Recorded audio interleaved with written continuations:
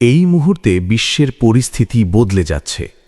যুদ্ধের কাঁটাতার এবং নেতা-নেত্রীদের দ্বন্দ্ব কি শুধু খবরের শিরোনাম, নাকি আমাদের ভবিষ্যতের জন্য সংকেত? গত কয়েক মাসে কিছু ঘটনা ঘটেছে যা আমাদের চেতনাকে সরাসরি নাড়া দিয়েছে। দুই দেশের মধ্যে উত্তেজনা বেড়ে গেছে এবং জনসাধারণের মনে শঙ্কা তৈরি হয়েছে। যুদ্ধের লক্ষ্য ও দিক নির্দেশনা বদলেছে। দুই নেতা পরিস্থিতি নিয়ন্ত্রণের চেষ্টা করছেন, কিন্তু আন্তর্জাতিক সম্প্রদায়ের কাছে বার্তা বিভ্রান্তিকর হয়ে উঠেছে। সাধারণ মানুষ উদ্বিগ্ন। বিশ্ব সম্প্রদায়ের প্রতিক্রিয়া দ্রুত এসেছে।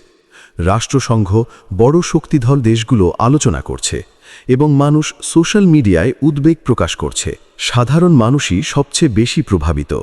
সরবরাহ চেইন বাধাগ্রস্ত হচ্ছে, মানুষ উদ্বিগ্ন এবং কিছু অঞ্চলে নিরাপত্তা ঝুঁকিতে। Imagine living in this uncertainty. অবশ্যই সব আশা হারানো হয়নি।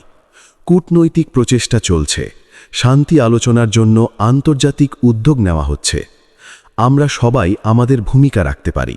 সচেতন থাকা, তথ্য যাচাই করা এবং সহানুভূতি দেখানো। বিশ্ব পরিস্থিতি আমাদের সকলকে প্রভাবিত করে।